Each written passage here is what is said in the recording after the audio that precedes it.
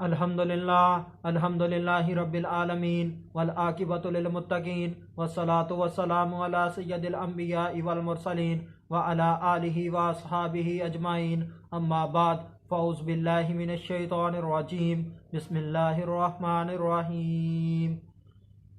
قال انی عبد اللہ آتانی الکتاب وجعلنی نبیا۔ صدق اللہ العظیم۔ ان اللہ وملائکتہ یصلون علی النبی یا ایھا الذین آمنوا صلوا علیہ وسلموا تسلیما۔ اللہم صل علی سیدنا و مولانا محمد وبارک وسلم وصلوا علیہ۔ الصلاۃ والسلام علیک یا سیدی یا رسول اللہ، الصلاۃ والسلام علیک یا سیدی یا حبیب اللہ، الصلاۃ والسلام علیک یا سیدی یا محمد الرسول اللہ صلی اللہ علیہ وآلہ وسلم۔ اللہ تبارک و تعالیٰ کی حمد و ثنا اور اس کے پیارے حبیب حضرت محمد صلی اللہ علیہ وآلہ وسلم کی ذات اقدس پر درود و سلام کا نذرانہ پیش کرنے کے بعد میں سچے دل سے دعا گو ہوں کہ اللہ عز و جل میرے حاضرین ناظرین سامعین کے مال جان عزت آبرو میں برکتیں عطا فرمائے، اور دعا گو ہوں کہ اللہ عز و جل مجھے حق سچ ٹھیک ٹھیک بیان کرنے کی توفیق عطا فرمائے۔ اگر اس میں کوئی غلطی کوتاہی ہو تو اللہ پاک مجھے اپنے شان کریمی کے صدقے سے مجھ بندہ ناچیز کو معافی عطا فرمائے۔ دعائیہ کلمات کے بعد آج کا جو میرا عنوان ہے وہ ہے نو مولود حضرت عیسیٰ علیہ السلام کی تقریر۔ خطبہ کے اندر تلاوت کی گئی آیہ کریمہ سورہ مریم آیت نمبر 30 پارہ نمبر 16۔ ترجمہ: بچے نے فرمایا، بے شک میں اللہ کا بندہ ہوں، اس نے مجھے کتاب دی ہے اور مجھے نبی بنایا ہے۔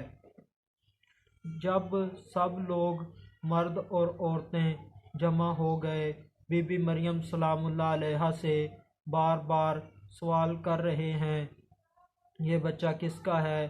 یہ بچہ کہاں سے آیا ہے؟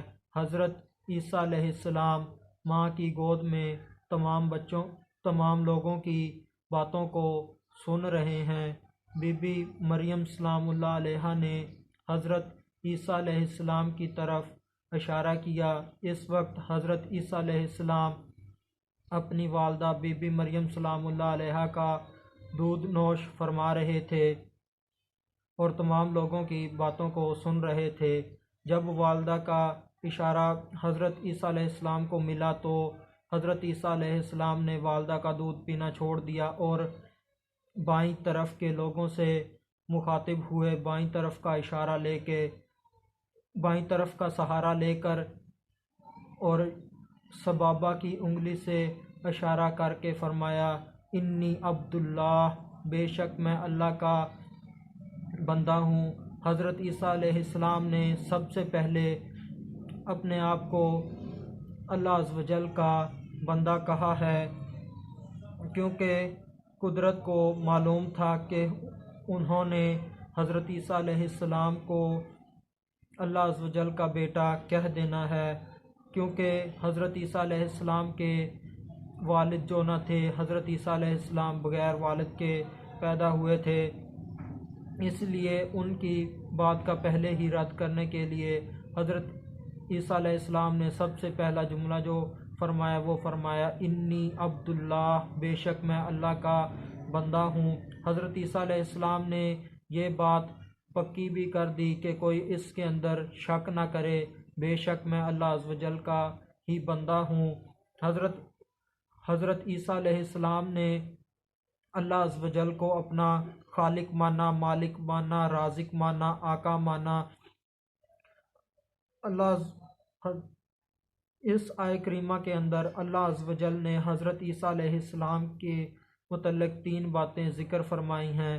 ایک یہ کہ حضرت عیسیٰ علیہ السلام اللہ کے بندے ہیں، دوسری بات یہ کہ اللہ عز و جل نے انہیں کتاب عطا فرمائی ہے۔ کتاب سے مراد کون سی کتاب ہے؟ اس کتاب کا کیا نام ہے؟ اس کتاب کا نام انجیل ہے۔ اور اللہ عز و جل نے حضرت عیسیٰ علیہ السلام کو نبی بنایا ہے۔ یہ تیسری بات اس آیت کے اندر ذکر ہوئی ہے۔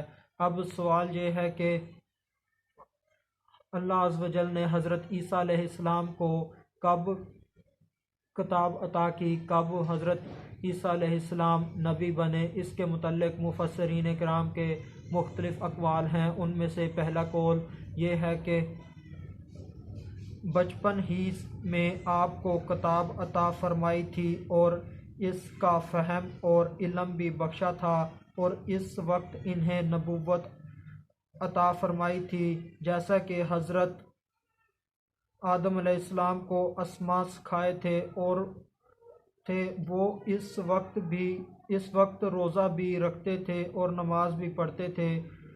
یہ قول انتہائی ضعیف قول ہے۔ دوسرا قول، اللہ تعالیٰ نے ازل سے مجھے کتاب اور نبوت دینے کا حکم دیا تھا، اگرچہ کتاب فی الحال نازل نہیں ہوئی تھی۔ یہ واضح قول ہے۔ اب سوال یہ ہے کہ نو مولود حضرت عیسیٰ علیہ السلام کی آواز تمام لوگوں تک کیسے پہنچ گئی، حالانکہ بچے کی آواز دھیمی ہوتی ہے، اتنی زیادہ بلند نہیں ہوتی، باریک ہوتی ہے؟ اس کا جواب یہ ہے کہ اللہ عز و جل اپنے پیاروں کو، اپنے مقرب بندوں کو شان عطا فرماتے ہیں، خاص کر نبیوں کو، رسولوں کو اور ولیوں کو، کہ وہ اپنی آواز کو تمام لوگوں میں اللہ عز و جل کی عطا سے پہنچا سکتے ہیں۔ اللہ اس کے لیے نہ انہیں بہت زیادہ زور لگانے کی ضرورت ہوتی ہے اور نہ کسی آلے وغیرہ کی ضرورت ہوتی ہے۔ اللہ عز و جل ان کی آواز کو تمام لوگوں تک پہنچا دیتے ہیں۔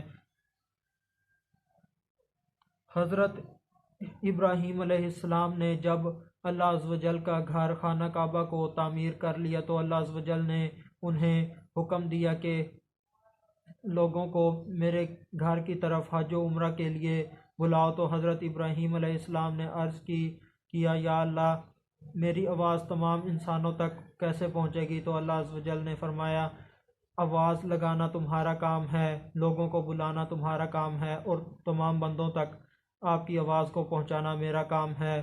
تو پھر ایسے ہی ہوا، جب حضرت ابراہیم علیہ السلام نے لوگوں کو اللہ عز و جل کے گھر کی طرف بلایا، اس کا اعلان کیا، تو لوگ سواریوں پر اللہ عز و جل کے گھر کا حج و عمرہ کرنے کے لیے جوک در جوک چلے آنے لگے۔ میرے نبی کریم صلی اللہ علیہ وآلہ وسلم بھی میرے نبی صلی اللہ علیہ وآلہ وسلم کے صحابہ کی تعداد کم و بیش 1.25 لاکھ ہے۔ میرے نبی کریم صلی اللہ علیہ وآلہ وسلم بھی ان صحابہ کرام سے خطاب فرمایا کرتے تھے۔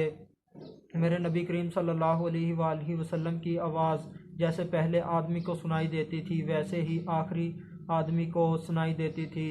اس کے لیے کوئی بہت زیادہ میرے نبی کریم صلی اللہ علیہ وآلہ وسلم کو زور لگانے کی حاجت پیش نہیں آتی تھی۔ اگر بات کی جائے اللہ عز و جل کے ولی کی، تو شیخ عبد القادر جیلانی محبوب سبحانی رحمۃ اللہ تعالی علیہ بھی 70,000 کے مجمع سے خطاب فرماتے تھے، اور اس کے لیے انہیں بہت زیادہ آواز کو بلند نہیں کرنا پڑتا تھا، بہت زیادہ زور نہیں لگانا پڑتا تھا، اور کسی آلے کا استعمال بھی نہیں کرنا پڑتا تھا۔ اللہ عز و جل کی عطا سے ان کی آواز جیسے پہلا آدمی سماعت فرماتا تھا، ویسے ہی آخری آدمی بھی سماعت فرماتا تھا۔ اللہ عز و جل اپنے پیاروں کو یہ شان عطا فرماتے ہیں۔ ایک سوال یہاں پر اور بھی ہے، وہ یہ کہ حضرت عیسیٰ علیہ السلام کے کلام کرنے کا بنیادی مقصد تو یہ تھا کہ وہ والدہ کے اوپر لگنے والی تہمت کو دور کر دیں، اسے ختم کر دیں۔ تو پھر حضرت عیسیٰ علیہ السلام نے سب سے پہلے اپنے آپ کو اللہ عز و جل کا بندہ کیوں کہا؟ کتاب ملنے کا ذکر کیوں فرمایا؟ نبی ہونے کا ذکر کیوں فرمایا؟ اس کا جواب یہ ہے کہ حضرت عیسیٰ علیہ السلام نے سب سے پہلے خود کو اللہ عز و جل کا بندہ قرار دیا، تاکہ کوئی انہیں خدا یا خدا کا بیٹا نہ کہہ دے، کوئی معاذ اللہ کو حضرت عیسیٰ علیہ السلام کا باپ نہ کہہ دے، کیونکہ حضرت عیسیٰ علیہ السلام کے والد جو نہ تھے، کیونکہ یہ تہمت حضرت عیسیٰ علیہ السلام کے متعلق لگائی جانے والی تھی، اور یہ تہمت اللہ عز و جل پر لگنی تھی۔ اس لیے منسب رسالت کا تقاضا یہی تھا کہ والدہ پر لگنے والی تہمت کو پہلے زائل کرنے کی بجائے اس تہمت کو پہلے زائل کیا جائے جو اللہ پاک پر لگائی جانے والی تھی، جو اللہ عز و جل پر لگنی تھی۔